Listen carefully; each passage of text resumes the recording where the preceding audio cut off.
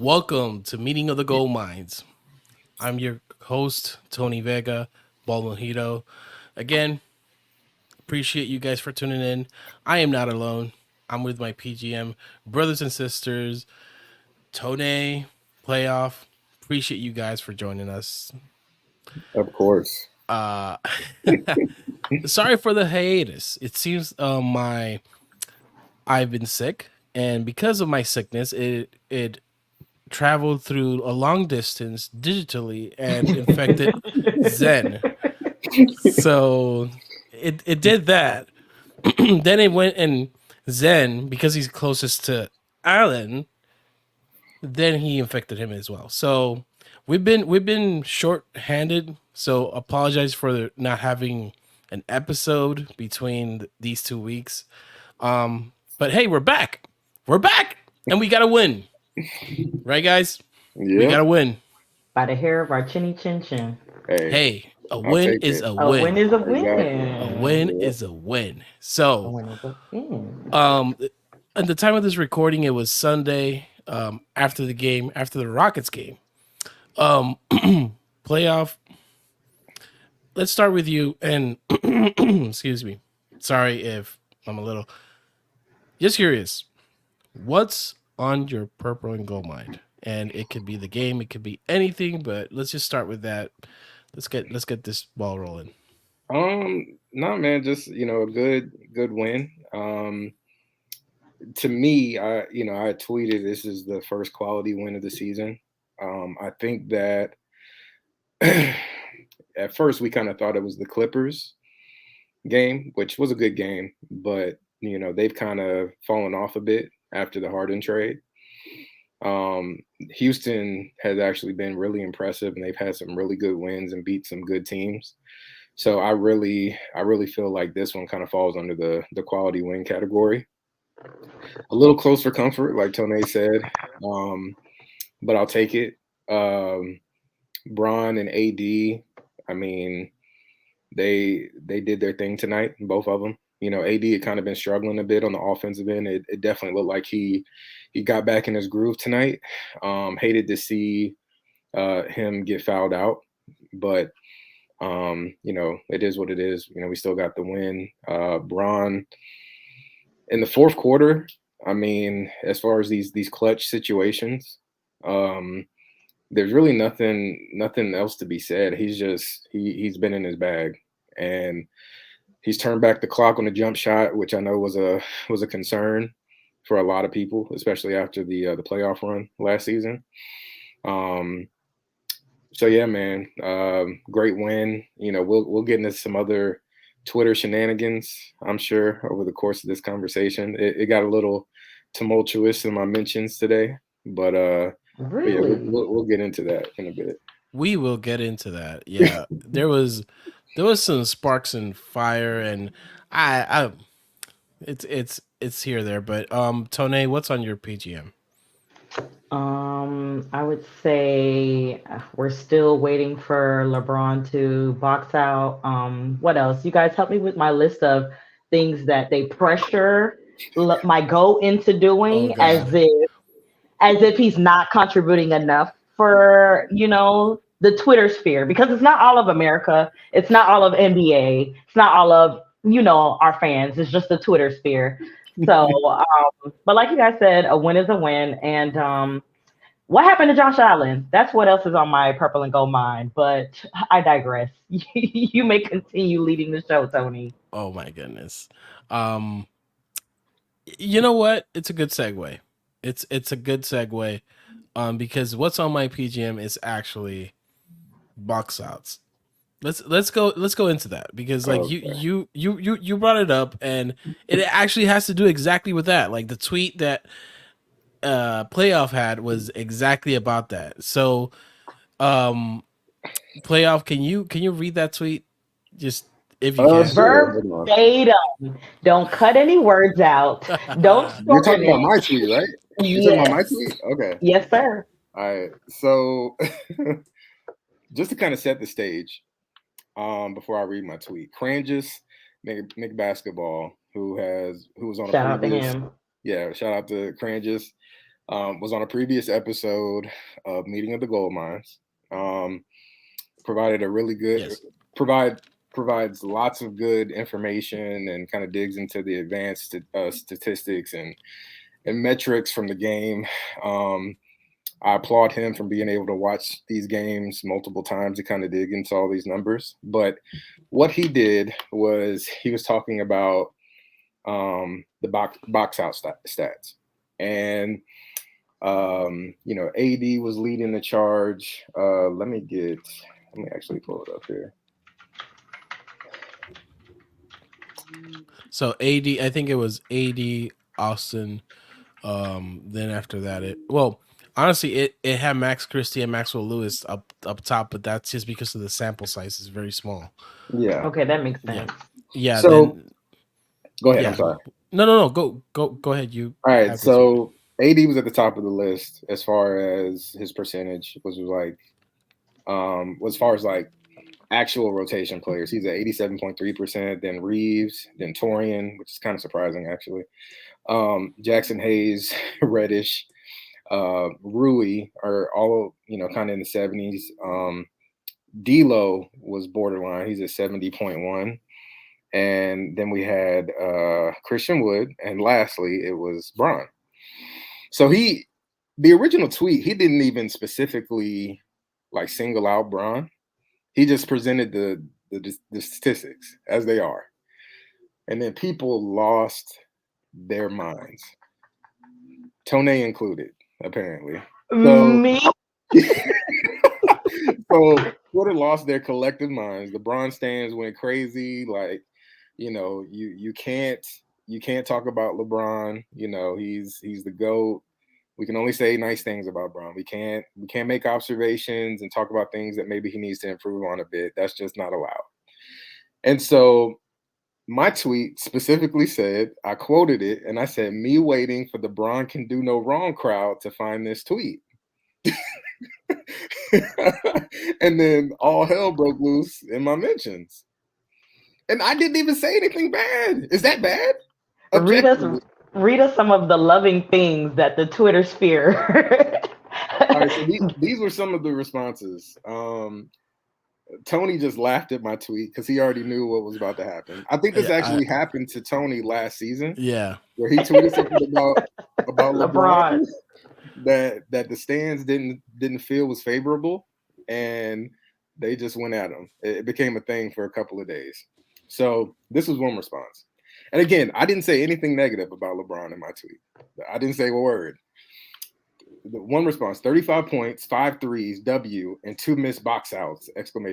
Gosh, get it together, LeBron. Hence, for the slow people, peep the sarcasm, please. And then let's see. What are some other ones? People were just so upset about this. It's not that he can do no wrong, but overemphasizing this and singling him out didn't happen. While we have plenty of other glaring issues and he's playing well, reeks of hatred. Bron had more defensive rebounds than everyone not named AD last night, by the way. All right. So here's the better tweet, right? So I said, this is from someone who has Bron as the GOAT. So that's me. Like, that's coming from somebody that Tony coming to my defense on the timeline. Yeah, and then what's funny about this is just look at this one. Like, it's just, I don't know if I can make it bigger. Okay, there we go, bro. I absolutely have no issue with the tweet. He's definitely needs to do better with the box outs so we can have more possessions. Again, everybody knows how great he is, but he's not above criticism, especially with when it's warranted, and you know how much of a fan of his I am. Wow, that is a reasonable discussion. That is a reasonable answer. A reasonable take. That is a reasonable take. Again, I'm a Bron fan. See, these are people that are real. These are real people. These are real people. They're not NPCs. They're not NPCs. Fair. But it's I just knew when playoff put this out there, I'm like, oh no, you gotta be careful, man. And I, admittedly, and I realized it was definitely a point where I realized I'm giving too much time to this specific individual in my mentions, because I literally was going back and forth with this dude, and I have a problem sometimes of like feeling like I need to have the last word. Yeah, that's something that I need to. That's something that I definitely need to work on. But wait, scroll down more. I was trying to see what that. Which one? Keep going. The Black Bruce. Yeah. Okay. Oh yeah, the surgery shit. Okay. Yeah. That threw me. I was like, "What is that?" Well, hey, this is the problem with what's it called with Twitter now? Like, Elon ads. Yeah. Every single it's crazy. But here's the thing that drives me crazy. Like if you look at this tweet originally, like again, D'Lo, Wood, and Braun are further away, but can absolutely get there. Like if you see his original tweet of Tim, it's not like I saw it like, okay, it's just data. Again, like here's the thing, like the team has been pretty, if not as bad. They're at the bottom when it comes to offensive rebounding. So when we see that, it's like, okay, why? This is the why. Do you see what I'm trying to get at? Like that's all it is. And I wouldn't say it's the why necessarily. It's just, it's just good and bad. It's just it's a stat. It's data. Data. And just because LeBron is down there doesn't mean anything wrong. But it's that's the thing. Like, and maybe it was the timing because when LeBron had his great night, when was it against Portland? Was it? Yeah, Friday. Yeah. So he had a great night, and it's like then this tweet came on. It's like, oh no, you're trying to downsize his performance, and can I ask a question? Go ahead. Please. What was the take like? So the game against Portland. What was the narrative and the takeaway concerning LeBron after that game? Tony, in your opinion, what was the takeaway from that game? Just about LeBron. Just about Braun, that he put his cape on and saved the day. Exactly. So I literally have people in my mention saying that the narrative after that game was that LeBron doesn't box out. I'm like, where do you see this at? No one is saying that. No one is saying that at all. And like being able to, and I love LeBron. That's actually what led me to becoming a Laker fan. And here I am breaking down Lakers games and providing content. And I followed this man throughout his entire career. And so being able to have a real conversation about what we're seeing on the floor, it's not hate. It's not an indictment of his career. It's just an observation of what we're seeing. And boxing out has been an issue for this team so far this season. Can we all agree? This season, yes, 100%. So be like having a conversation about that and pointing that out and presenting data.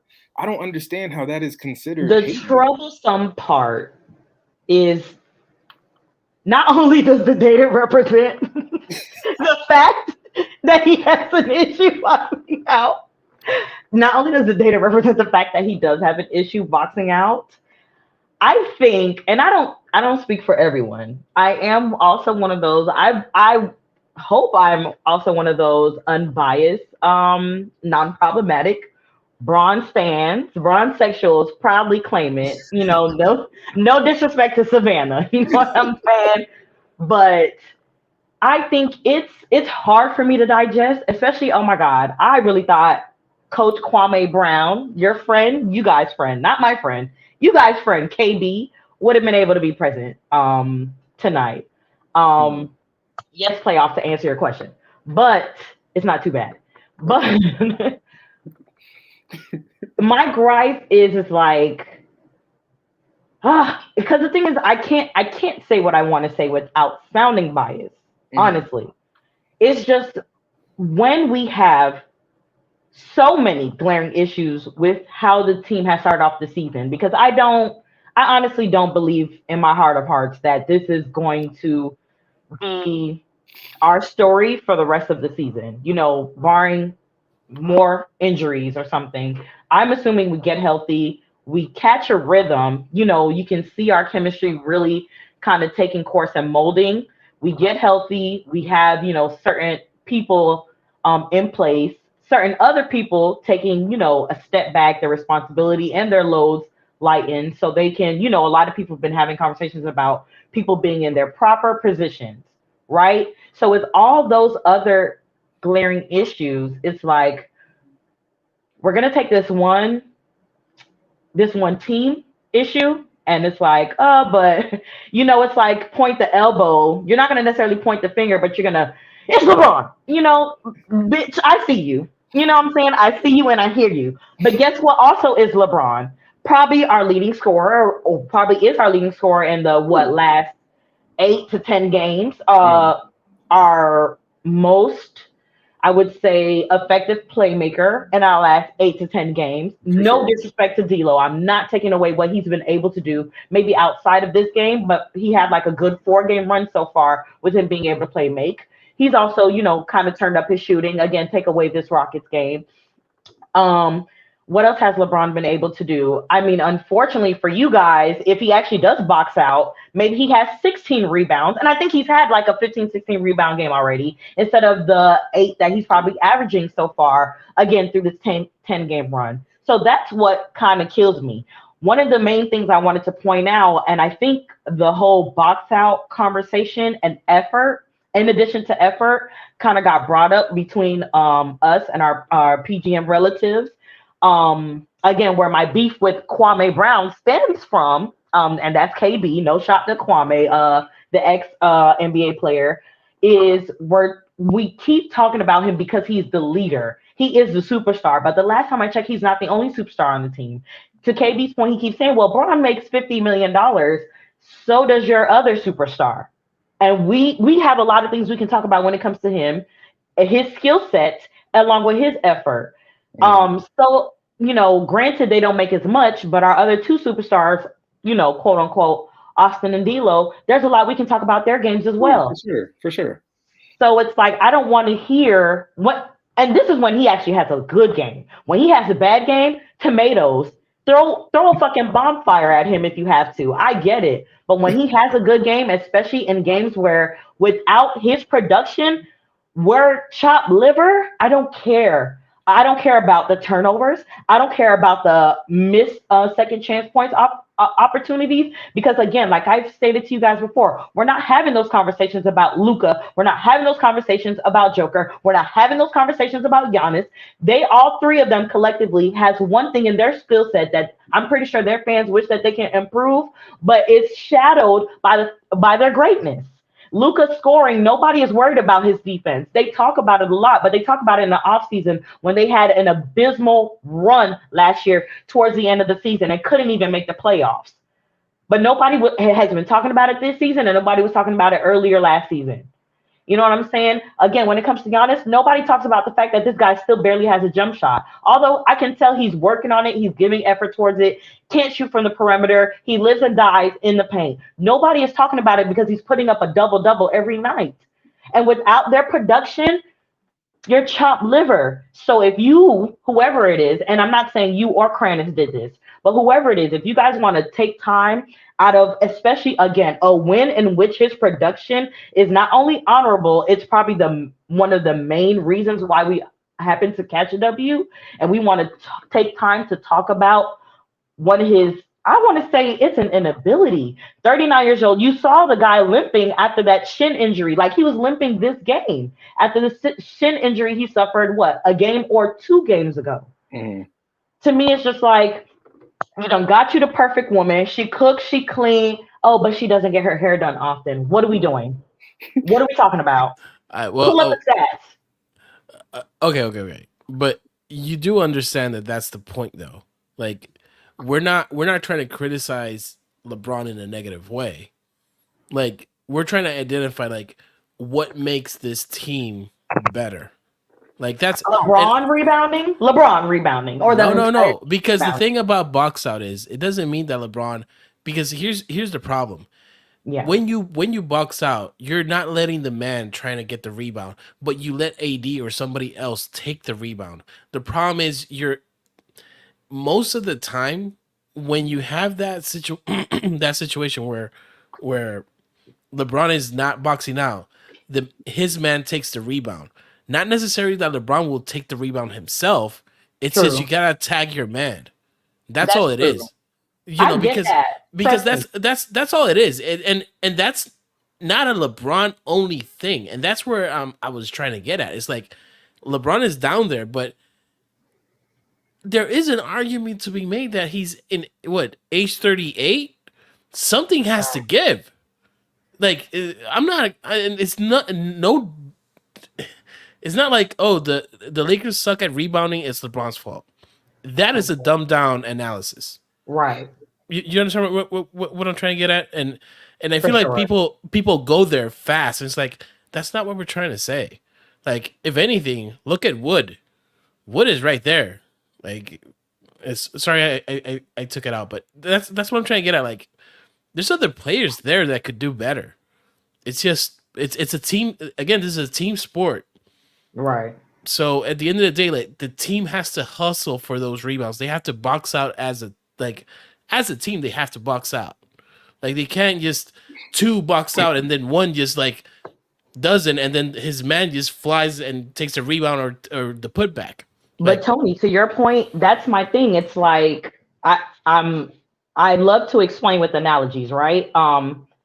If I could think of one, but to your point, it's just like, but in my mind, it's like I hate to sound like a little kid, but if everybody else did their job, you wouldn't really have to worry about me when I don't do mine. But now you're worried about me because I'm probably one of the most effective employees, and because everybody else is slack is like, well, where's that one hard worker? Where's that one good slave? It's like, come on.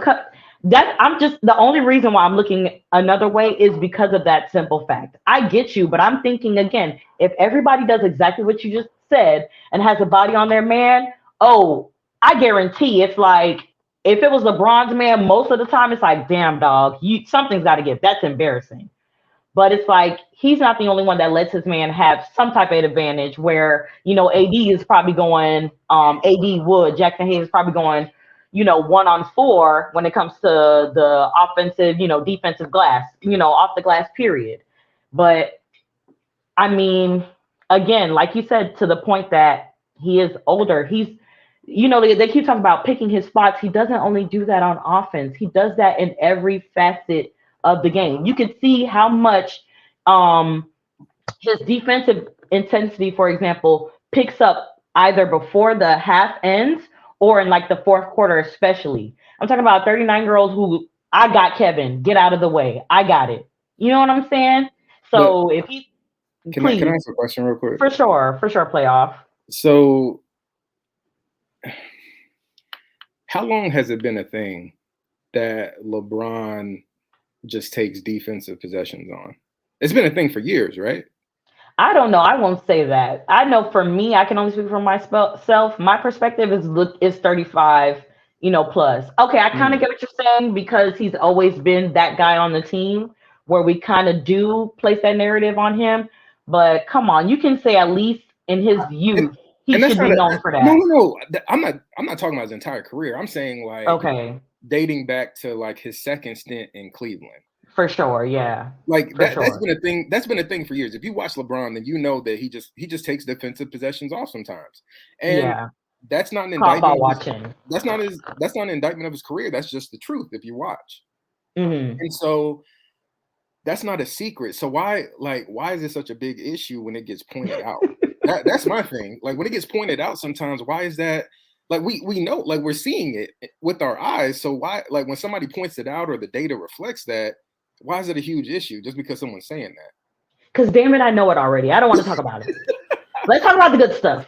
And it's well, and this is the hey, last thing. This is the last yeah. thing I'll say about it from my point of view. It's like I feel like the ability to have a real conversation about LeBron, and LeBron is one of the greatest basketball players of all time. I think it's a legitimate conversation on who's the greatest basketball player. And it's amazing that we've even reached that point to where you can actually have a debate between Michael Jordan and LeBron. So let me say Mhm. that first. But the way that the Laker fan base talks about AD in comparison to having a conversation about LeBron, it's night and day, and it's nasty. Like you, like you can talk about AD, you can call him soft, you can call him, you know, B words and all these different things, but like the data reflects that LeBron isn't boxing out, and it's like all hell breaks loose. Like we can all agree that AD is, you know, all these bad things that people want to say about him when he has a bad game. Like that's okay, that's perfectly fine. But we're talking about box out data with LeBron, and it's like World War III, and that's I Tony, just I feel before you go, like that's a bit nasty. before you go, Tony, you see, and my problem with that is just like, but AD is our technically franchise player. He is our superstar. He should be the one getting the criticism to me more than LeBron. I didn't expect for this man to still be playing this well, this good for this long. Contractually, if he deserves it or not. To me, it's like, okay, I feel like there's so many because I don't want to compare it to Kobe because I understand that his legacy does not compare to Kobe's as far as purple and gold is concerned. Mm-hmm. But if you don't talk about money, forget the money. This is the guy that we signed, or I would say you guys, because I'm like you playoff, I'm with you. I only got here when LeBron got here.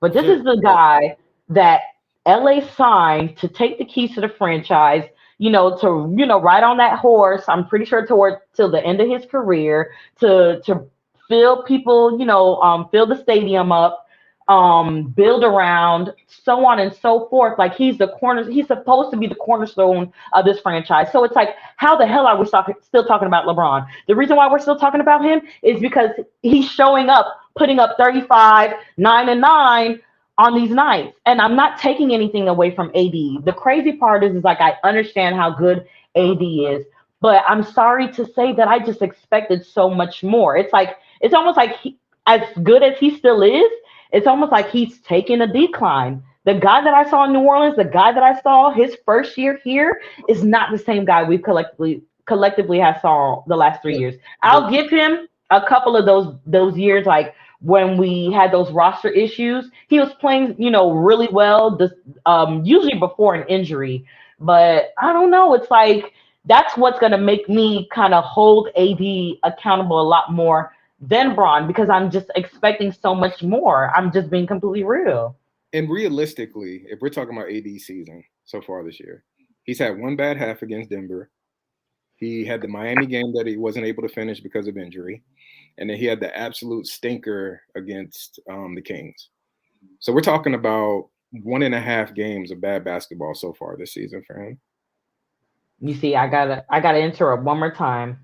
Go ahead. Forget the bad games, right? Because again, like I said, if it's a Braun too, because of how well he is playing now, it's like, yeah, you put up a stinker, and we're gonna hold you accountable for it. But forget the bad games. I'm talking about watching Alperen Sengun. I know you said kid is legit, but kind of get a best AD, in some of these possessions. I'm shocked. I don't expect it. I'm Sabonis put fucking 28 and 16 on his head. I don't expect that. I definitely don't expect it from Giannis or Joke. I don't expect it from AD. But he's playing with a hip injury, right? Do we give him any? Is that? Do we take that into account at all? And Tony, I'm gonna let you go. I'm gonna shut my mouth. But then my superstar is playing with a shin injury, so I guess that's why he can't box out. A win is a win. You win, I win. Conversation's over. We can move on. All right, we found Tony's burner in my mentions, y'all. We found it. That was Tony the whole time.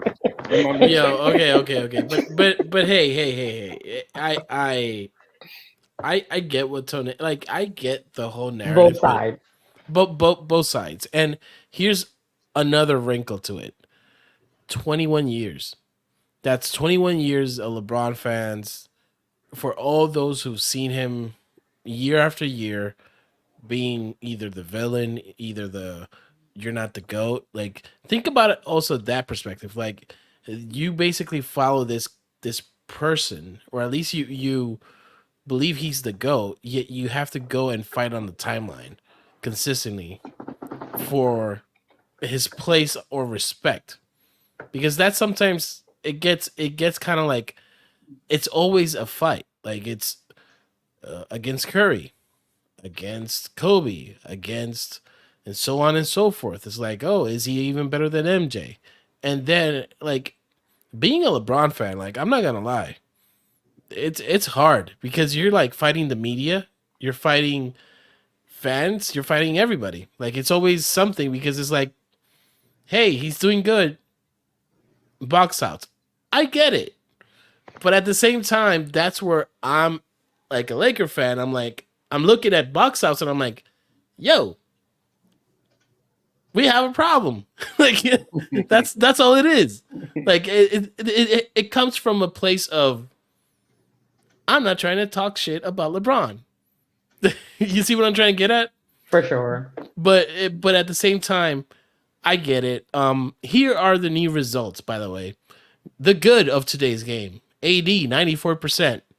Rui 89%. LeBron 89%. Prince 87%. I don't know what Prince did this game, but he's there. Reddish. How is he there, bro? Bro, I don't know. It's a participation trophy at this point.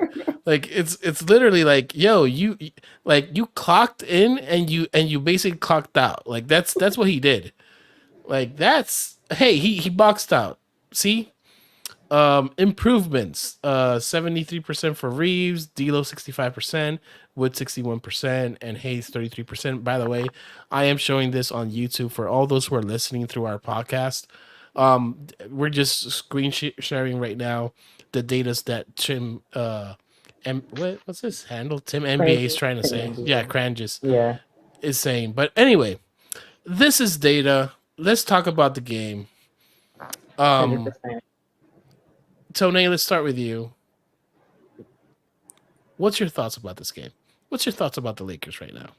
I'm not gonna hold you guys up since you let me ramble for like 20 minutes, but I don't know. It's just it's hard for me to just focus on this game because, like we were kind of saying before, our theme of today's episode is just our problems. You know what I'm saying? Or our glaring problems. I feel like the top two glaring problems before we even get to boxing out is our perimeter defense is atrocious, and so is our perimeter shooting. And unfortunately, those two negatives don't go together and make a positive. It's like we cannot we have gotten lucky staying in some of these games where again we're allowing these teams to shoot lights out from the three and not being able to combat that with threes of our own. You know what I'm saying? I hate that for us. I hate that if we make even 50% of our, I mean, excuse me, because that's a large number, but just, maybe even four more threes. You know what I'm saying? A couple of those Cam and Prince. I'll even take just those two. Forget everyone else. If they each just hit 2 3-pointers, like we don't have a one possession game at the end of regulation. You know what I'm saying? We probably beat them by like 4. You know what I'm saying? 4, 5, 6 different points.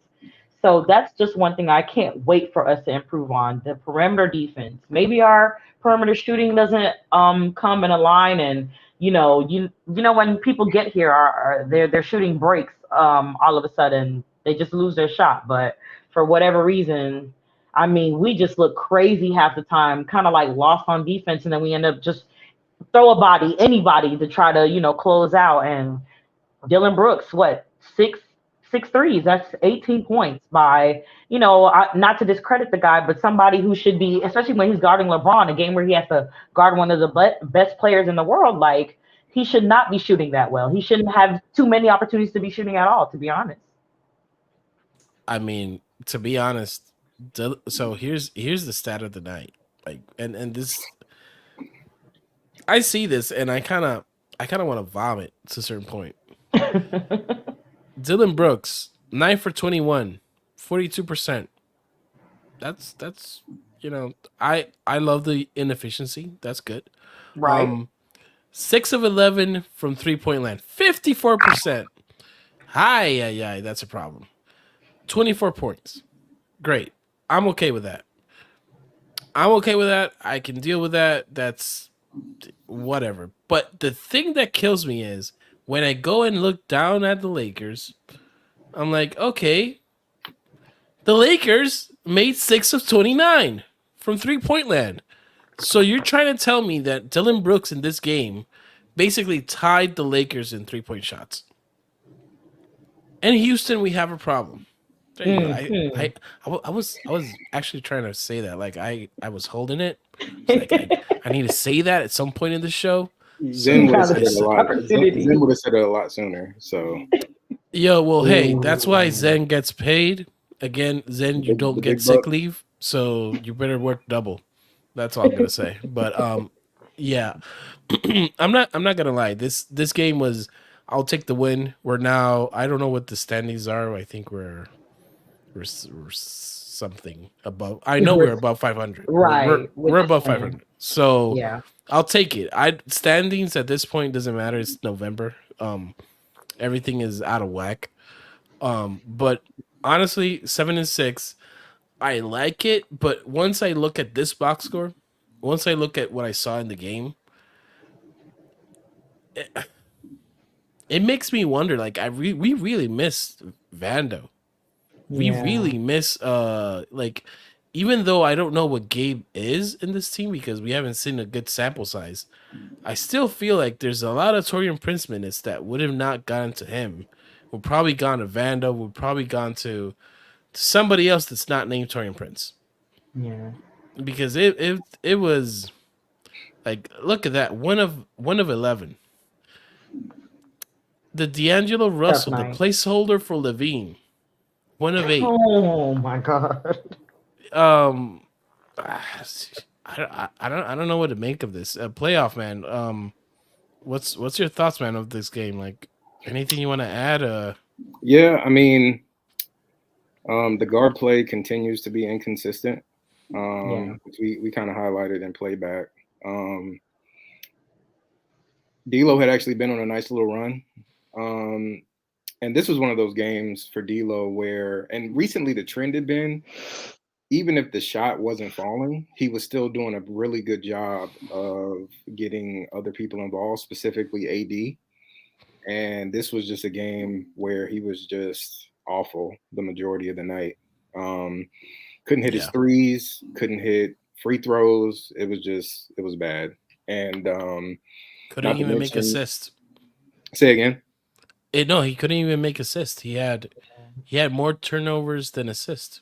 Yeah, and that hasn't been the trend for him recently. No, it hasn't. No. So I mean, even defensive on the defensive end, Dylan Brooks was just doing whatever he wanted to do to him in the post. So it was just a nasty game for him. And one thing I will say for the crowd that keeps pushing for the trades, and it's an issue, and it's been an issue all season. We don't really know between. We got so used to both both D'Lo and Austin playing well as a tandem, and this season the consistency just hasn't been there. Like one will have in this, same thing tonight. Austin had a good game, hit clutch shots in the fourth. D'Lo was absolutely awful, and so you don't know from game to game which one is actually going to show up. Torian Prince. I mean, he's it's super early in the season, obviously, but he went from being the secret piece that could unlock the starting lineup to now it's like I want him glued to the bench. Oh Like my god. he's not adding anything off. His benefit to us was on the offensive side of the floor as far as creating space and being able to take advantage of spacing and being able to get to the rim. He was absolutely awful tonight. What was he? 1 for 10? Is that what he was? Yeah. Who? Torian Prince? Torian. Yeah, was he 1 Yeah. for 10? Yeah, he was 1 for 11. 1 for 11. 1 for Okay, so I wasn't 11. wrong. Mm. So yeah, 1 Yeah. for 11. Yeah. If he's not doing anything on the offensive side of the floor, then his value drops tremendously. Yeah. And so yeah, I'm praying for Vando's heel to get healthy as soon as possible because I'm dreaming of a lot. I'm dreaming of a D'Lo, Cam, Vando, Bron, AD lineup and what that looks like, especially on the defensive side of the floor. And even For if sure. Vando has taken a slight step up in regards to his offensive game, that will just help. That will help that lineup so much because I know that's a lot of people's concern. They're not worried about Vando defensively; they're worried about what he can do on the offensive side of the floor. So, you know, anxiously awaiting to see what that looks like. But I mean, the stars showed up. You know, AD and Braun were great. Austin had a good game. Um, Christian Wood, and you know, we talked about talked about this in the playback. I'm not really sure if he's really being maximized offensively. Bro, Um, it's not a glitch. Against the Rockets, he had 1 attempt, 0 points. that's Today crazy. he had 4 attempts, but he had 0 points. Yeah, using Christian Wood as a spot up 3-point shooter is not the best way of utilizing him, especially on offense. And so, you know, I don't know, man. It's like, and Rui had a good game tonight. How many points did Rui have? Roy had 11. Yeah, Rui had 11. He was active on the defensive side of the ball. He got some steals. But they kind of get in each other's way. So it's like one will have a good game and then the other one won't. And they do some of the similar things. And I feel like Christian Wood is kind of stuck hanging out on the perimeter trying to shoot threes because you know, AD works out of the post, Rui works out of the post, Bron works out of the post. Yep. So it's like, where else can he find space on the floor? Yeah. So yeah, I mean, those were some of the things I just kind of saw, you know, watching the game tonight. But so still, you know, obviously lots of things to work on. But what are we on a 2-game win streak now? Yes. Yeah. Yes, we are. So, you know, Yes, we that's are. the bright side. We're Uh, 8-6, by the way. Nice. we're 8-6. Hey, we're eight Sixth and place. six. Yep. This is better. This is better than last year for sure. I'm not trying to post bail. There's some concerns here, but at the same time, let's go for the positives. LeBron James is still him. LeBron James still has like he still has his crown. Yep. He still has his hops. He Mm-hmm. still has his he still has the commercials. You know, I'm just saying, like I make fun of LeBron, but I'm thrilled that this is the LeBron that we're getting Exactly. because this just makes the team like think about it this way. You needed this LeBron, you needed this AD, but if Torian doesn't break this bad, if Rui doesn't break this bad, if D'Angelo Russell doesn't break this bad, again, we're closer to having them rest more. And I think that's something key here where it's like we want to kind of coast a bit, not be full on like let's rely on LeBron. That's my biggest concern. Like we can Mhm. go into like the details, the nitty gritty, but really like my concern is at some point I think the team has to recognize like its identity and be like we kind of have to help LeBron here because Yeah. they're getting open shots, man. Mm-hmm. Like Yeah, I mean, you know, really the formula for us, and you know, I know Darvin's trying to implement this new scheme and the 5-out system, but the team is at its best when AD and LeBron are getting to the basket, and then that causes uh, the defense to pack the paint, and then our guards and other perimeter players can get wide open threes. Sean Davey he tweeted. If we shoot 33, I think if we shoot 33%, if I'm remembering this correctly, if we shoot 33% from three tonight, then we win by 15 points minimum. yeah, So, you know, it's Sean needs to stop copying me because I think I posted something similar. But yeah, I mean, um nah. But but the it's shot true. It's true though. yeah, Like it's like 100%. six, six, 6 threes is not gonna cut it, and that is the distinct difference when you look at these teams like Denver, um, like the contenders, Boston, and Boston. By the way, today had a horrid game, Yeah. but at the same time figured out how to win. A sign of a good team is even if you have again, D'Lo, you're allowed to have a bad game. Mm-hmm. Torian, you're allowed to have a bad game. What these players are not allowed to is like making this the norm. Like 100%. Talent that's it up. all. Yeah, like there's opposite. Like Austin Reeves had a stinker a couple of games ago, and this game he actually scored 9 points in the fourth quarter. He was him and LeBron were the carrying force of the offense late game. So 100%. you know, as long as we find ways to win, I think we'll be okay. But it's just gonna take time. Again, it's early in the season. We're still in November. I think the expectations that we have are sometimes not realistic when you think about it, because Denver, Boston, like their offense, their ways, they've been like that for a while now. We're trying to implement something new, so it's gonna Yeah, take time. for sure. And like you said, the expectations coming into the season are really what have the fan base on this roller coaster. Like after Yeah. every win, it's like 18's on the way. After every loss, like the trade machine gets fired up, and it's like people just need to enjoy what they're watching. Like we're watching. Bron is at the tail end of his career. One of the greatest basketball players we've ever seen. So he's playing at an extremely high level. And I don't know if a lot of us envisioned that. We weren't really sure what version of LeBron we were going to get this season. And I think he surpassed all of our expectations. And so it's like, just enjoy the ride, man, because this is a process, and we're figuring out what this team looks like. We're still missing key pieces. We're missing our MLE signing, Gabe Vincent. He played all of 2 or 3 games so far this season. We're missing Vando. Um, We're so missing Jalen Hoods-Cofino, by the way, a key piece the, of We this. don't know. prodigy, We just don't prodigy, know. the prodigy There's no Jay. way By the we can way, know what I'm this kidding. team is. People, I'm kidding. I'm kidding, but it seems No, like I agree, sarcasm. Tony.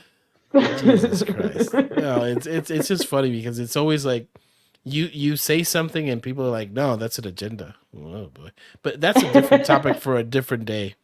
But yeah, playoff, I agree with what you're saying. Tone as well. In the end of the day, like um the what's it called? I wouldn't say undisputed, but I think it's disputed GOAT or whoever you want to call it, like whatever mantle you want to put at LeBron. Like he is the face of 2 eras or 3 of Yep. basketball Mm-hmm. at this point, and he's at age 38 performing to what we just saw today. Like that, I'm hyped.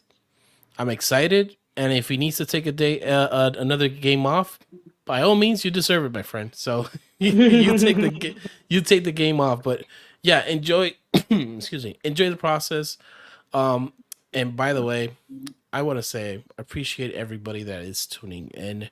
Appreciate everybody that actually is listening to us on any source of podcasts, Apple Podcasts, Spotify, wherever you listen to your podcasts. Do appreciate it. Um, and let's do something right now. And let's just let's wrap this up. Okay. But just wanted to say, I think we have 2 games. Are back to back, right? If I'm not mistaken. Is our Like our next is our next 2 a back to back? yes, our next. So currently, our next 2 for the. Let's see. I'm For pulling it up. We got yeah, Mavericks on Wednesday, and then we got no, I'm sorry.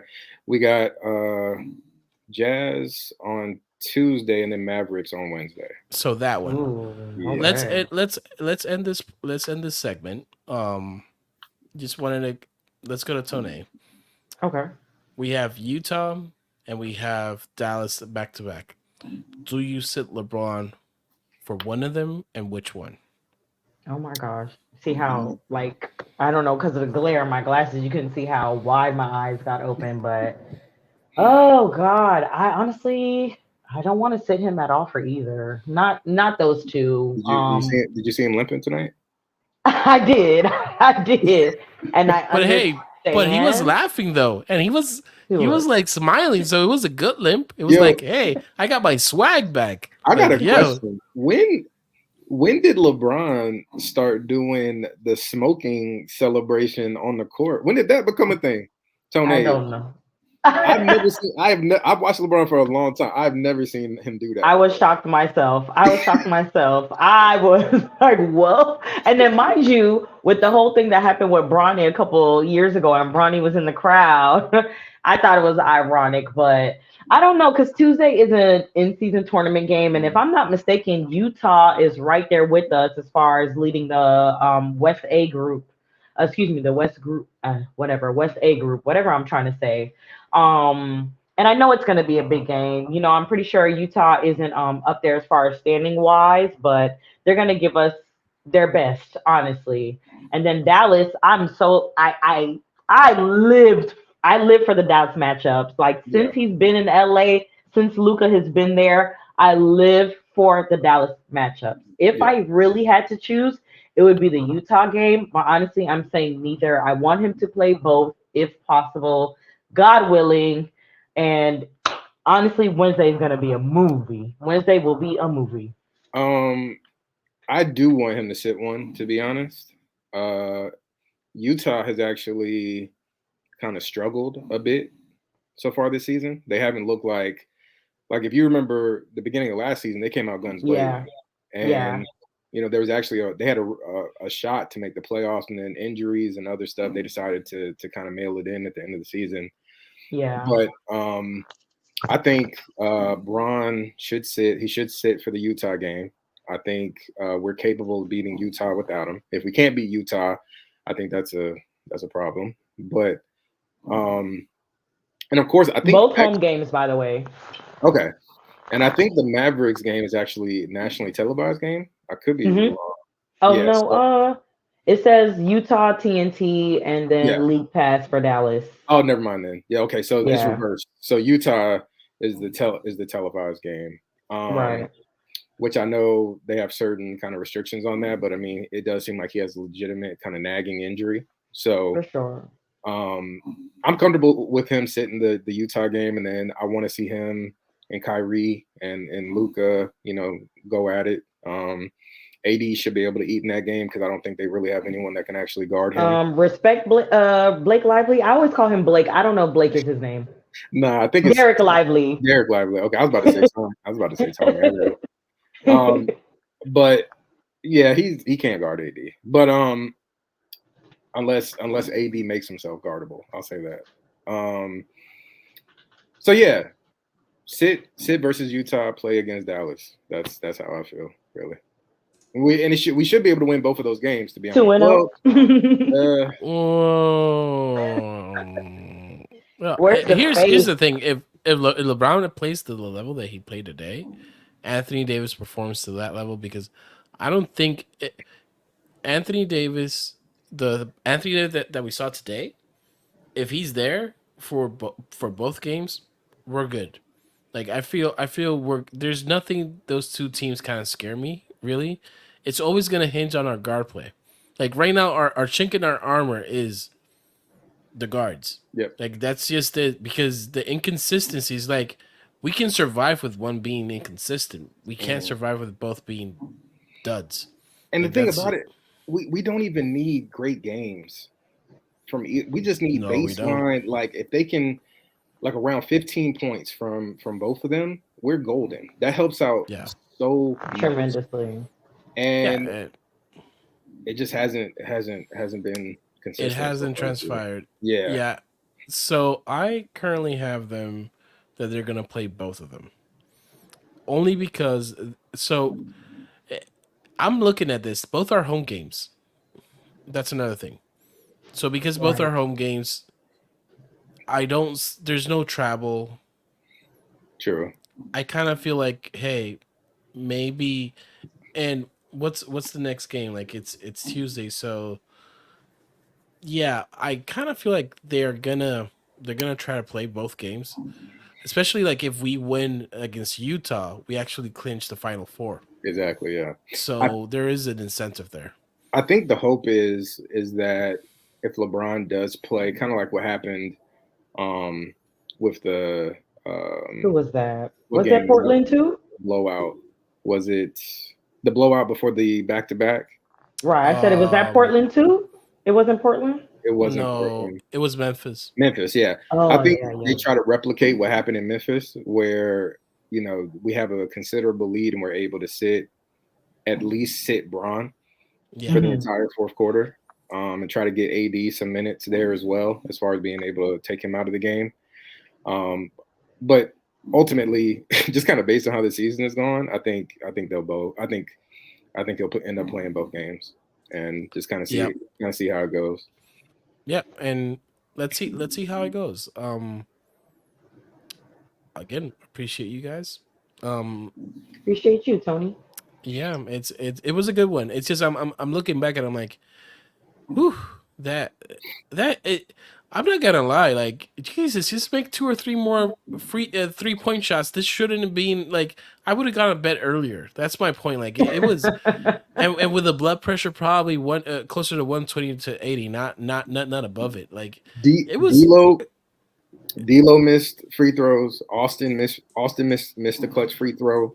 Oh my Ron god. One, missed a clutch free throw. one, yeah. Like it's so It like just they were really finding ways to kind of give the game away. exactly Give they were it trying to to give the game away. Yeah, Yes. it was like But we pulled off the win, so that's all that matters. that's what counts. That's what Yeah. counts. All right. Appreciate you guys for tuning in. By the way, after this commercial, Can I say one last thing? go ahead. Yes. Tone, I need you to reach out to the president of the LeBron Stan Association and call off the dogs, okay? Because I still got people in my mentions added Ooh. me talking about this box out data. Like You call know off what the you dogs. could do to fix it? Damage control. You have to tweet something sweet. You I got to say, you did. know what? I did. for Tony, the I next did. for the next couple of games, you got to. My thing is, even though it's sweet, you got to make it like you got to make it. With like you got to be like, you know what? Without this game, without LeBron, this game, we're not even coming close. I got He you. he's clutch. You saw my Okay. tag. It was Mr. Fourth Quarter for a while. You gotta glaze a little bit. You gotta give the people what they want. Playoff. You gotta give Little the people what they glazer. want, Okay. Just and say they want the GOAT's respect. just mention when was it the Marcus All defensive player of the year, like that was supposed to be LeBron's. Ooh. It's like just saying He got robbed. He got he got robbed. robbed. We He gotta got right robbed. we gotta right So wrongs of the past. Okay, I see. I Yeah, see. there you yeah, go. Okay, I get it. yeah, run it with that. Yeah. Run with that. But anyway, just wanted to say appreciate everybody tuning in. After this commercial, you're gonna see some actually a great conversation about AD. Again, looking back at the trade, we're gonna be with we're gonna actually talk with Rels Meyer from Pelicans Whistle, and if I mistake that, I'll probably put something here. I apologize, Rels. My bad. It's late, but anyway, appreciate you guys for tuning in. On to the next one. Peace.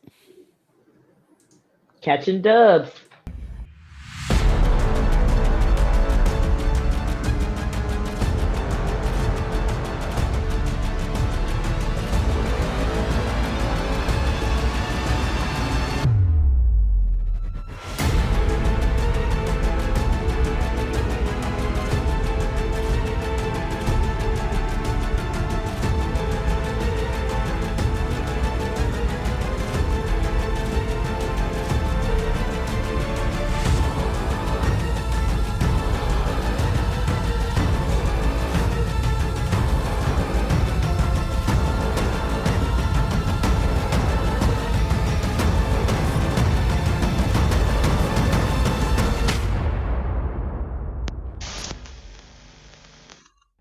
So the itsy bitsy spider went up the spout again.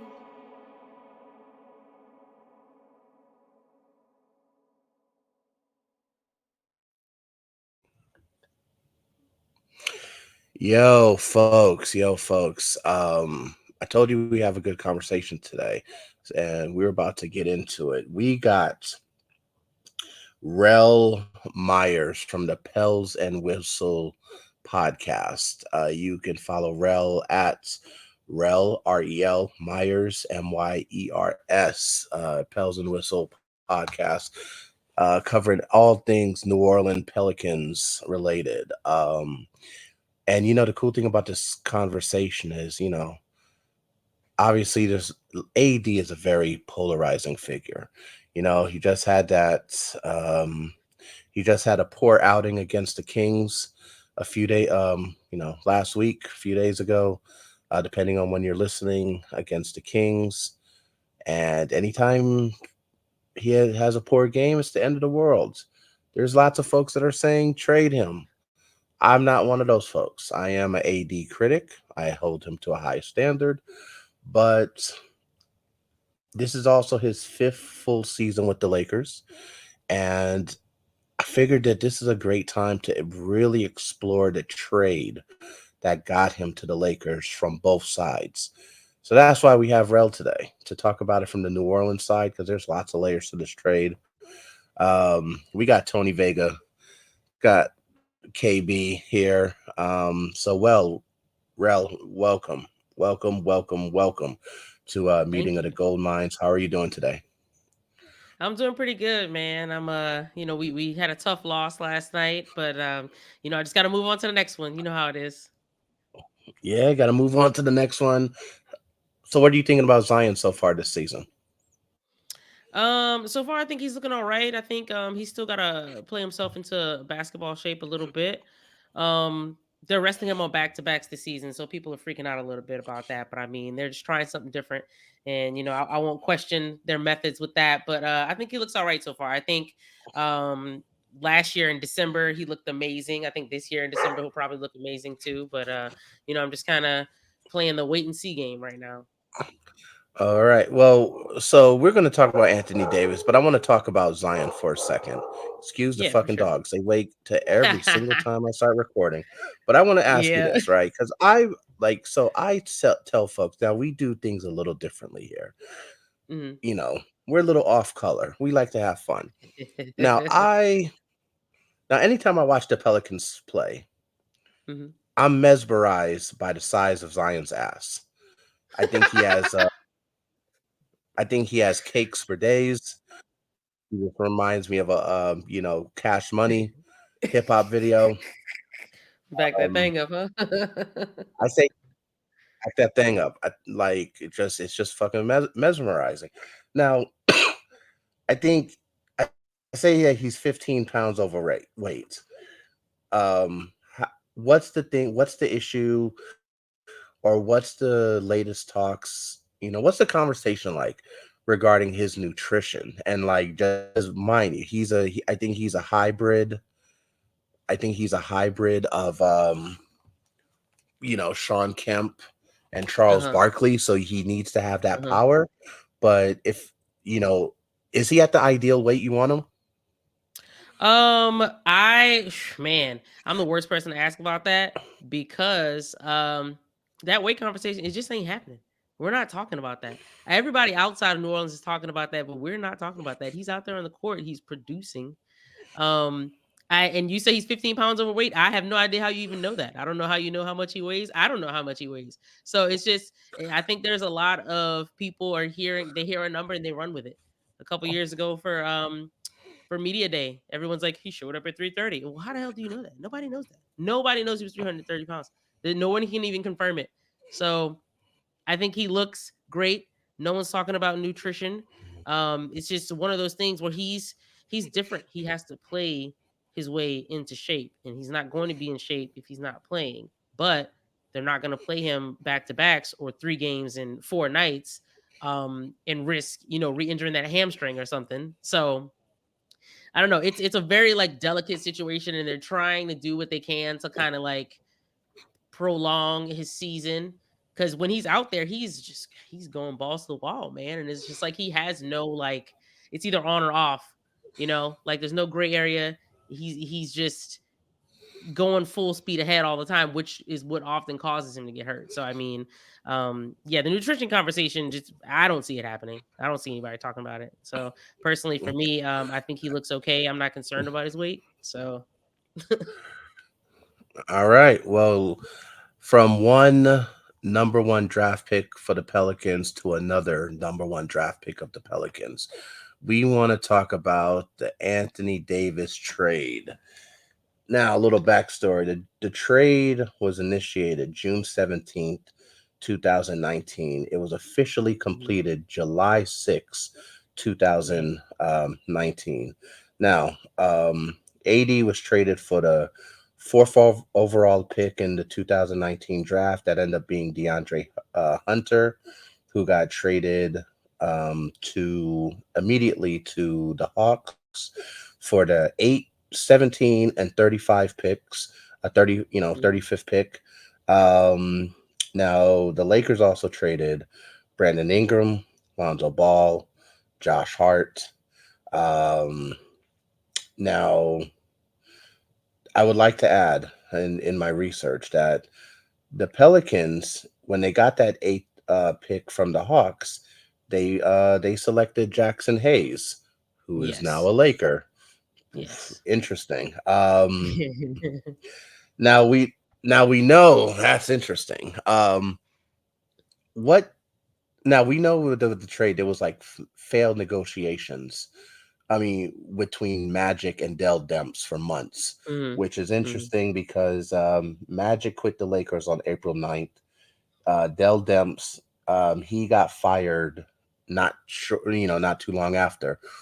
mhm. From the time that we start hearing the negotiation, because Magic Johnson even got fined because he was open about wanting Anthony Davis.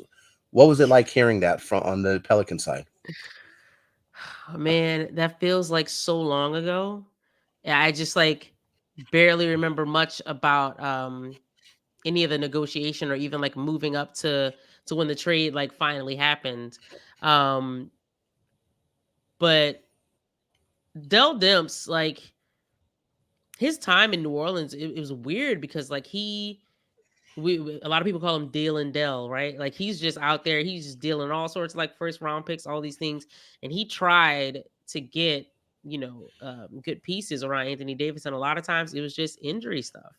Either AD was hurt, or like they got Eric Gordon. He spent some time hurt, or he was just faking being hurt because he didn't want to be here. I don't know, but we hate Eric Gordon here, like probably more than people don't like Anthony Davis. Oh, Like Eric Gordon is booed out the gates every single time he steps into the building. It's the funniest thing ever. But yeah, Dell Demps like his time here definitely was up, but I think that a lot of things that he did, he really really tried. I mean, like we definitely can't ignore um him trading for DeMarcus Cousins. Like you got to make that trade. And now, in hindsight, we only had DeMarcus Cousins for like a year and a half before he tore his Achilles, but him and AD were like a wrecking crew together. But Dell, it is very funny how that worked out with both of those GMs being out by the time this deal like actually went down. But yeah, I don't really remember hearing anything from Magic and like feeling any sort of way about it. Like for me, I just wanted to be over. I was like, if he asked out, whatever, get him out. Like it's whatever. Um, but the worst part about it for me was he asked out. We tried to sit him to avoid him getting hurt before we could deal him. And the league was like, well, no, you can't do that either. Or we'll like, you know, I don't want to say fine you. We'll penalize you. Um, so that was stupid. And it could have went really, really bad. But I mean, I don't know, it worked out in the end. It worked out for him at least. Let's get into before we get into that. KB, Tony, what was before the trade went down and it was very what was your thoughts when it became like such an open secret that okay, we got LeBron, that's the first piece. Now we got to find his tag team partner. What was your thoughts when you first heard Anthony Davis was the target of who we're going after? And especially remember, that's before the trade went down, remember like the season prior or the off season prior, Anthony Davis switched agencies and Hmm. went to Clutch. So once we start seeing the writing on the walls, guys. From the Lakers' perspective, what was your thoughts when it became known that we're going after AD? Go ahead, Tony. Yeah, all right. So my at least from the Lakers perspective, I thought that it was actually like we were being aggressive. It was actually like a fresh breath of air because for the longest time, like we just got out of getting LeBron James in free agency. It was like, yo, we're building for something. Like we know we're missing something. Like we have these pieces, and Anthony Davis at that time he was considered what top 5 in terms of generational talent, franchise player, et cetera, et cetera. Like it's a cornerstone to basically build a team. The thing that really, the thing that I remember a lot because it was a minute ago, but the thing that I remember a lot and it kind of like sparked the idea of this conversation is just like there is genuine like it seems like there's genuine hate for Anthony Davis to request out, and I always thought like and this could be for any player, but for at least Anthony Davis, it's like he kind of did the Pelicans a favor in a certain sense because if you really did not like the Pelicans at all, like he would have just said, "Hey, okay, cool, I'll play." Make it a bad season of just like toxic locker room, and then just get out. Like he was gonna be an expiring contract, so it was like I'm not gonna resign with you guys. That's not gonna happen. So it's like it's either deal and get something in return of equal measure, or lose me for nothing. So at least that was my perspective. But then it's like I think it was the combination of the media, Pelicans fans. They were all like zooming into this, like, yo, he's the villain. Like he's requesting. Like they portrayed it like hey, like this dude just wants to destroy this franchise that's trying to build itself up. And I'm like, I don't know about that, but that was at least my opinion. And I think it was at the time when we were looking at like Ingram, Hart, Lonzo, and all those picks. I was like, yeah, wow, like, oh God, because again, injury was still a thing back then with him. Like we all knew, like, yo, this could go south pretty bad. So yeah, that's my thoughts. That's my thoughts. It worked out. It kind of peaked quick, but For me, it was just I was ecstatic. Ecstatic when they were mentioning getting AD. You kind of seen the writing on the wall. I think it was that game where LeBron hit like that one-legged like 3-point shot, and AD's like he's like the camera goes to AD, and AD's like, "What the hell just happened?" And they're like, "AD, that's the sign to like." Even on like the Lakers like broadcast, they're like, "AD, that's the sign to come to the Lakers." Like you already, I was like, that was dope. And they said that on the broadcast. yeah, they said it on the broadcast when LeBron hit that one-legged three, and they're like, "Look, AD, like that's a sign, bro. Come to the Lakers. You already know what it is." Yeah, they had no shame at all, and I was like, dude, I wanted AD, but the way that Magic Johnson was going after him all on like in the media and on certain shows, I'm like, you're doing a little too much, dog. Let's just wait until free agency happens or wait until deadline happens, we trade for him and go from there. I wasn't pushing like that, but the fact that it happened, I was ecstatic. I'll say that. The feeling with Lakers, we were ecstatic to get like a big man. We haven't had a big man since Andrew Bynum. So that was just like, or no, not even that, since Andrew Bynum and Paul Gasol. So yeah. So getting someone in the stature of AD, that was cool. I will say this though, when that did happen, I was still sad to see the young ones leave. I like Lonzo Ball, I like Ingram, I like Josh Hart. We kept Kuzma, that was a plus, but Ingram was one of them ones that I knew didn't care. So he played he just likes to play ball. He likes to play ball. That's it. But I was ecstatic though. That's how I was feeling. Yep. I was a little nervous about Ingram at first because, like you said, he just seemed like he don't care. And I originally was like, if there's anybody who we're gonna have a problem with when he gets here, it's gonna be Brandon Ingram. But I haven't experienced like that. Hasn't been the experience at all.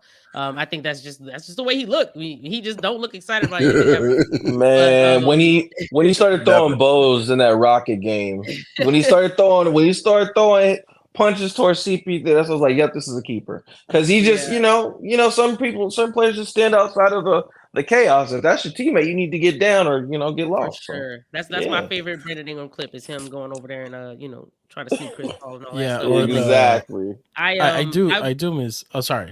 Go Oh no, ahead. I was gonna say I started watching basketball when I was young. My mom was a really big basketball fan. She hated the Lakers, so naturally I was like raised to hate the Lakers. But what I will say is, 2017, 2018 team. Um, I want to say that was the first time that I ever like the Lakers kind of became like my second team just in that 1 year.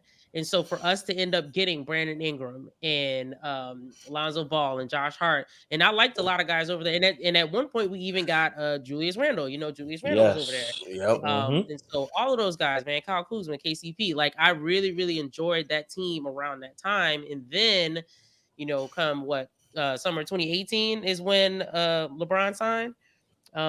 Yep. That's when I was like, nah, like I can't be associated with this. Like I'm not into him, and I don't want for people to think that I'm on their bandwagon or something because he's there. I can't do this. And so then the year goes by, and then we end up getting a few of those guys from that team that I enjoy watching. I was like, oh, this is interesting how this worked out. But to go back to AD and his trade request, for a lot of us, it's not the fact that he requested a trade. That's fine. It's the way that he went about it. It's the way that he avoided like having to talk about it, answering any questions about it. Like, it was just like Alvin Gentry and Drew Holiday were left to like fend for themselves. They're like, hey, so we heard AD wanted out. What's up with that? And Drew Holiday's like, bruh, I don't like what do you want me to say about this? You know what I mean? But the difference between Anthony Davis and Drew Holiday requested out too. We don't have those feelings towards him because he went about it a totally different way. He left, he won, and when he comes back to town, we show him nothing but love. So it's just all about how you go about it. So I want to ask you this: when AD the infamous shirt, that's all, folks. At the end of the season, what was your reaction when you saw that shirt? Look at this clown. That I'm thinking, look at this clown, because you ask him about that, and he's like, oh, well, I don't know. That was laid out for me to wear. So now you don't pick your own clothes. So like, why are you avoiding all this responsibility? You know what I mean? Like, if you want to take shots, man. Just like take responsibility for that. And he doesn't want to take responsibility. There's no accountability. It's just a lot of hiding with him, and still to this day, when I look at him and I see him walk off the court with his head down, I'm like, bro, you're weak. You're weak, bro. Pick up your chin. Oh man, I can't stand it. Wow. And so when I see him, he's never wanted to like really, really lead. So I felt like him going to pair up with LeBron was like, okay, you really don't have to do that now. But I think if you ask LeBron, LeBron's like, nah, this is his team. But no, he don't want to do that. We're going to get into that. We're going to get into that. I will say, I want some points, man. I want to ask you. I want to ask everyone this, okay? Because we alluded to it earlier. Matt, there was a framework for the trade to happen in from about like December, January. They were Magic and Dell Demps were actively working on it.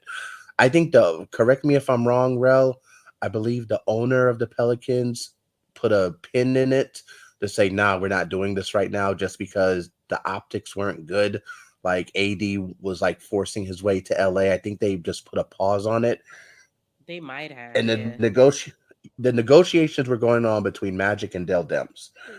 By the time the trade went down, Rob Pelinka and Trajan Langdon, because he got hired, in my research, he got hired as GM May 19th, 2019. Now, for those who's keeping track, the trade was initiated and agreed upon on June 17th. So we're talking about less than a month later of him being in the job. So my question and I want to start with Tony and KB and then jump over to Rel. Who gets credit for the trade from the Lakers side, Magic or Rob Pelinka?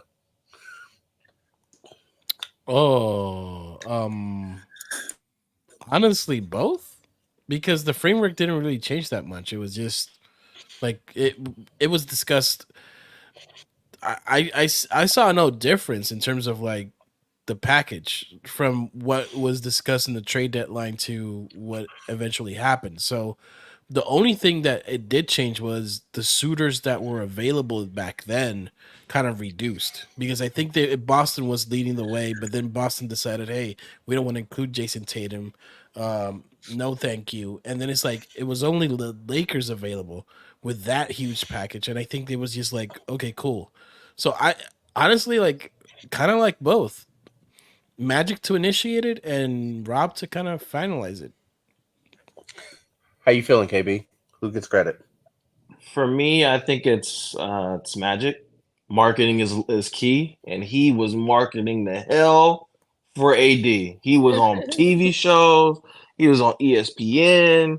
You remember that meme when he's shaking his head like bro, like we know what you're doing, man. Exactly, yeah, bro, that. That's my You know favorite. He's Game. on exactly, Jimmy Kimmel. bro. Like he know exactly what he's doing. Like it's like with Magic, he one thing I respect about Magic, he don't give Yeah. a he don't care. He just I mean, goes he got after he it. got fined He multiple did, times but the because Yeah, of thing that. that's is, fine. but just imagine that though, Tony. $50,000 is like is $10 to Magic Johnson. So he don't care about the fines. He just cares about getting it out there that Lakers want the stars. This is the Lakers type shit. You know what I mean? So that's what happens when you do that. He did. I'm pretty sure. What was it? I'm not. This was before my time.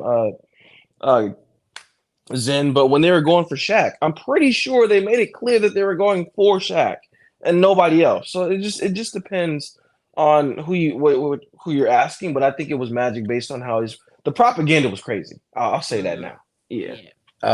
Rel, who gets credit for the trade? Dell Demps or Langdon? I'd give it to Langdon.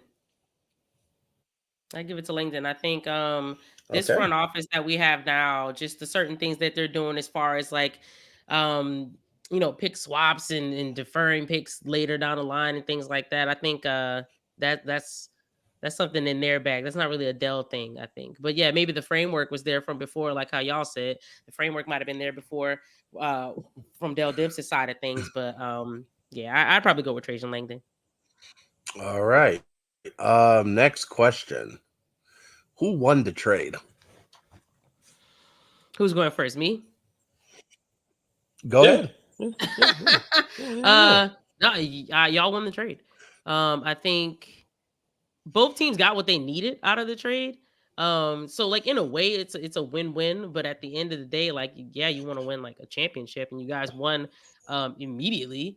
And so I think a lot of Pelicans fans, our thing was just like, oh yeah, you did this, but like you don't have a future. You don't have a future. And it's like, yeah, you gave up a lot of future picks and things like that. And like it's not guaranteed that you'll win another championship again, but then you did.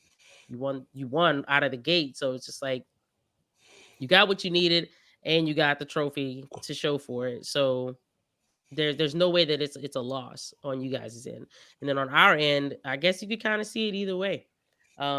We got things that we needed, but we haven't really been able to like consistently compete in these last like 4 or 5 years. So and a lot of that's due to injury, but tough tit. People get injured. So KB, Tony, who won the trade? I think we did win the trade. We ended up coming out with the ring. So I mean, that's just a long story short. It's just like I'd be saying, Zen is always on the attitude of F them kids. I miss the young bloods we had because what I seen before we got AD that year when we played against the Dubs, that was like, here comes the maturity and watching these kids grow. Yeah. And that is what I loved most about Brandon Ingram, Lonzo Ball, Josh Hart.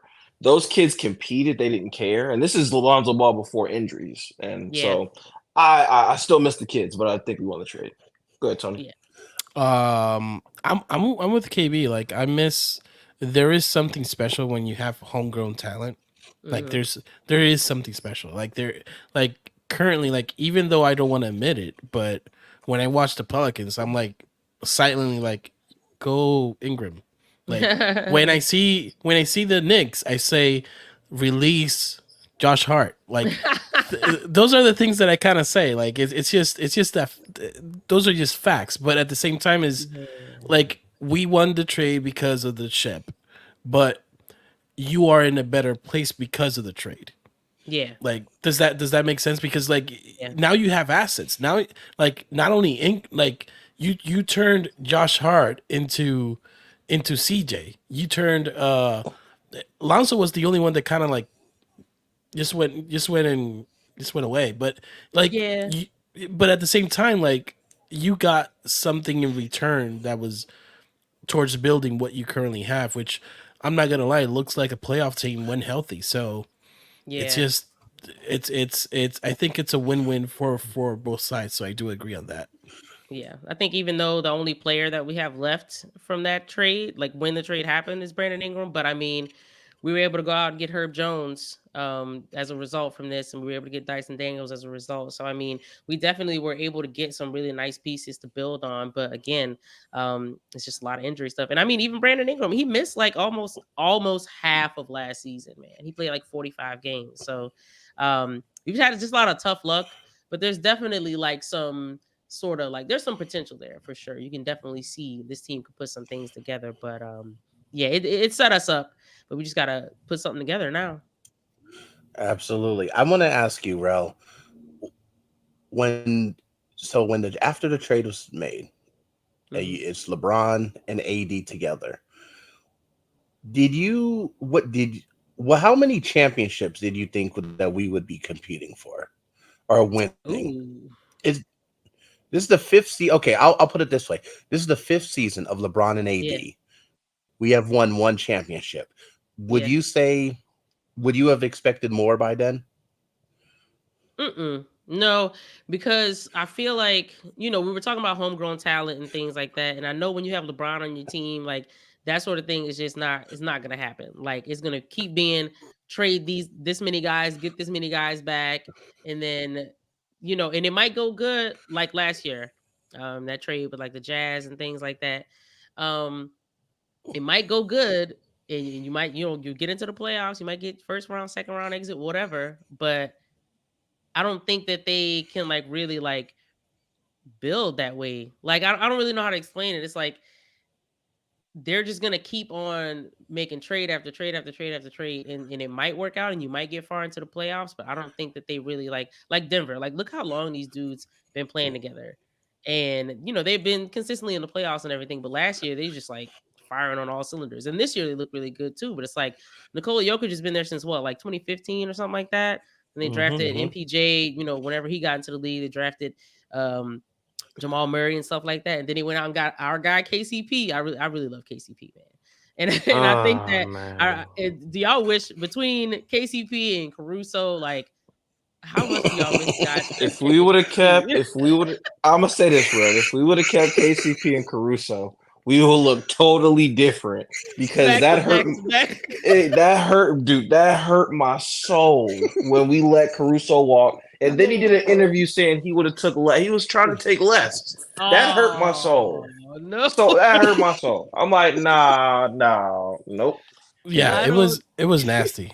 Yeah, It was no. nasty because we were a luxury team, so we were paying like even though it was 12 million for yeah. their books, it would have been I think what 20 or 30 something, like something crazy like that. So it was like, Yeah. do we want to pay him that?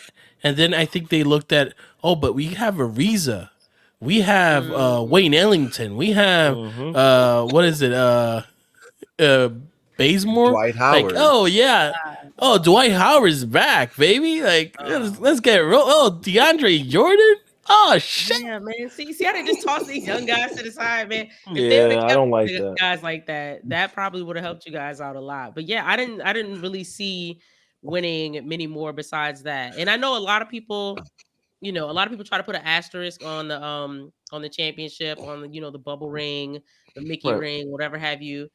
There's still just really no possible way to know.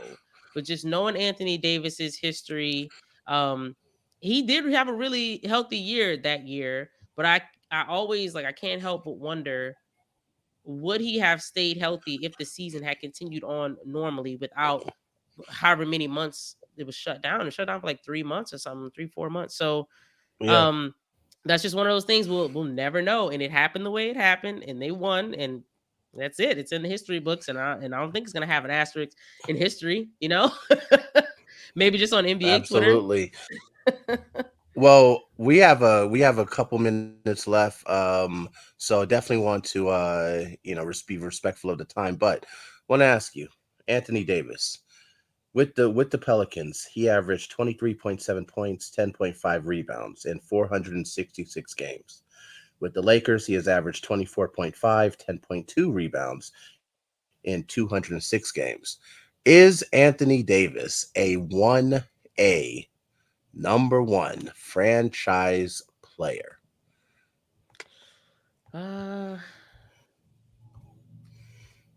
Like just for the Pelicans specifically, or like just as a player, is In he general, in general. in general? Uh, I can't wait to hear this answer because I got a complicated one too. Yeah. um, I want to say physically, as far as talent, yes. Mentally, no. If that makes sense.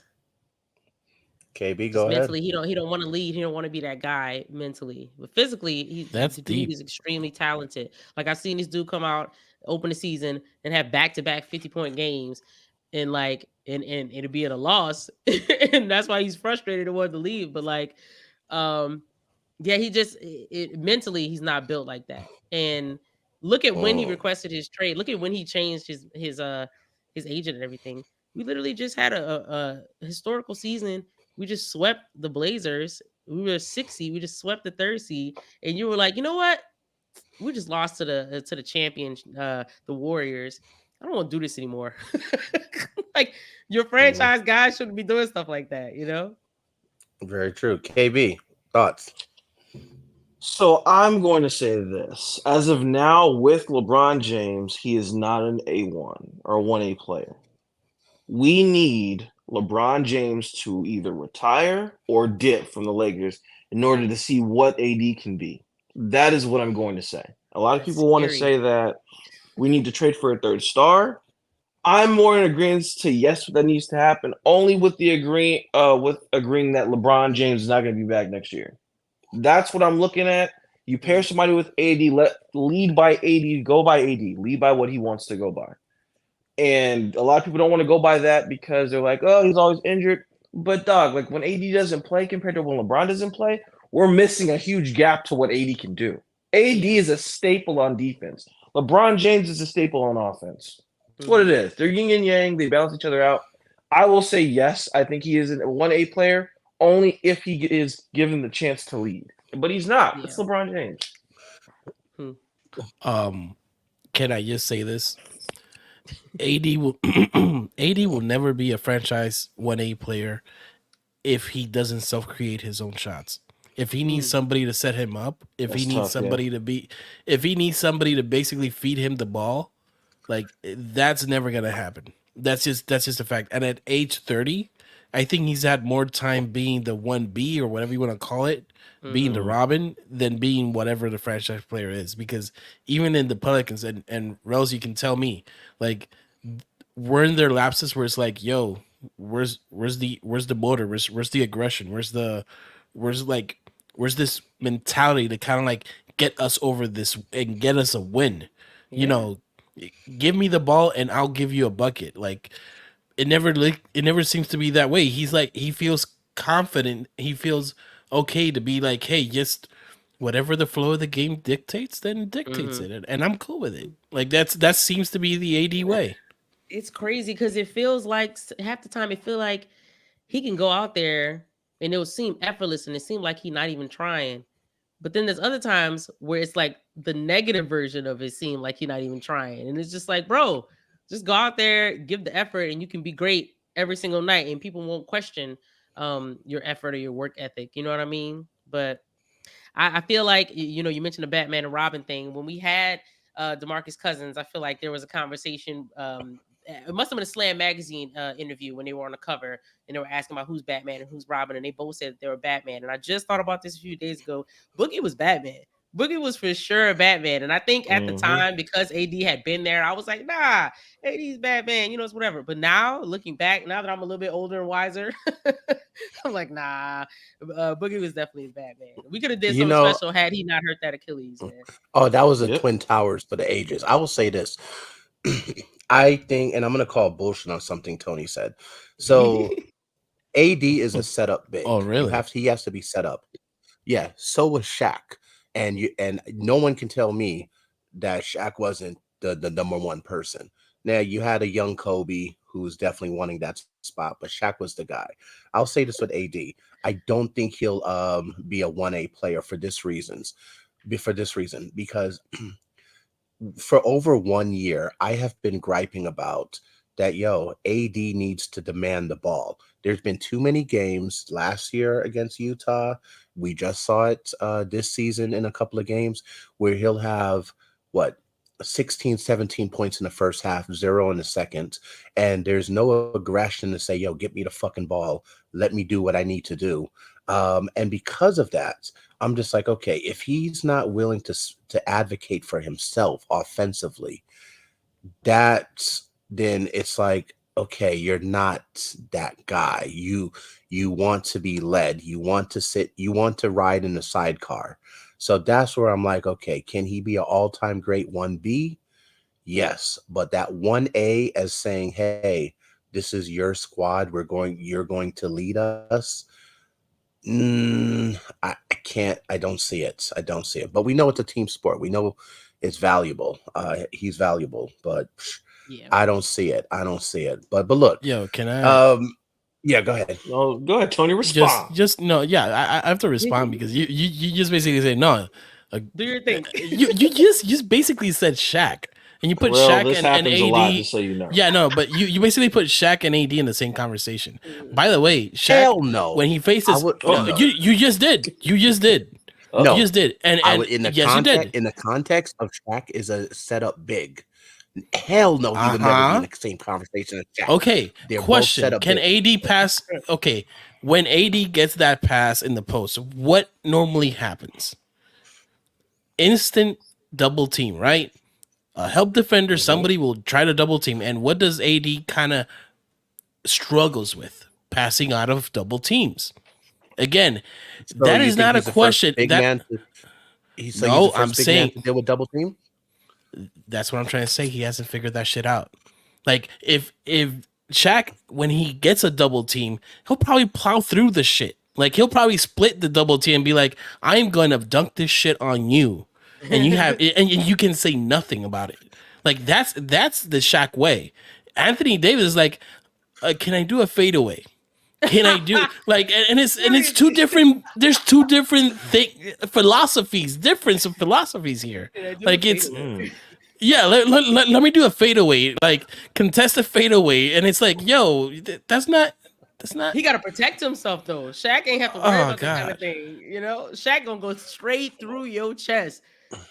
AD, yeah, man, he not doing like that. He gonna. Yeah, he's like, I'm a guard. Let me get a fadeaway. Like, hey, he was a guard. He was a guard. He still got that guard mentality. Oh man, yeah.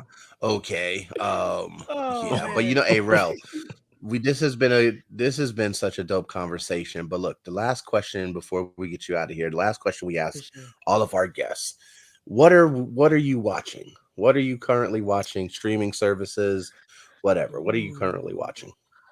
Shows, movies, anything? Shows, movies, anything.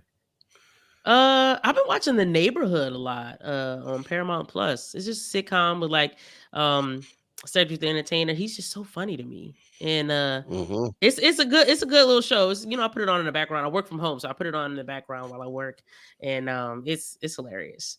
But best movie I saw recently though, Talk to Me. That's one of the best movies I've seen in a long time. As far as horror, I've heard a lot of good things about that movie. I've heard a lot of good things about that movie. Yeah, it's one of those you watch it and then you go watch like 10 YouTube videos about it after you watch the movie. Like that's the type of movie it was for me. All right. KB, what you watching, man? I just finished WandaVision. I'm a big Marvel fan, so finished that, and then I am working on what was it? The Secret. Oh God, I forgot Secret what it was. Invasion. Secret Secret Invasion. Invasion. I'm working on finishing that and then getting on to the new thing. So that's what I'm working on as of now. Loki will be next after. Tony.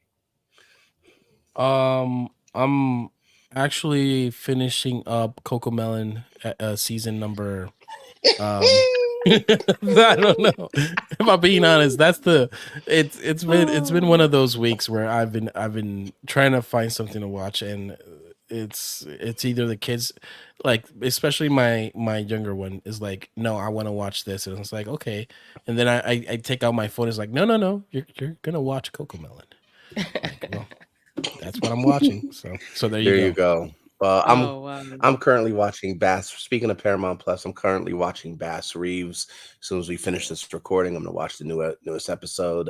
It is a Taylor Sheridan show. He's the creator of Yellowstone and Mayor of Kingstown and Tulsa King. Dope as fuck. Amazing. It's about one of the first Amazing black writing. sheriffs. Amazing, Man. amazing show. Amazing show. About one of the first black sheriffs in the country. So yeah, it's dope as fuck. But look, folks, this has been we took a 1 week hiatus. Tony, he got me sick. I don't know how, from 27 miles 100 miles away. He got me sick. We were all down for the counts, but appreciate you guys rocking with us. We'll be back next week. We'll find some shit to talk about. We'll gripe about the team.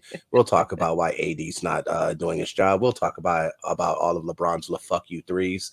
We'll talk about Austin Reeves getting cooked like a bowl of jambalaya. We'll talk about it all. But appreciate you guys. This has been Meeting of the Gold Mines. I am Zen, aka Born Rebel. Appreciate you guys. Thank you very much. Peace.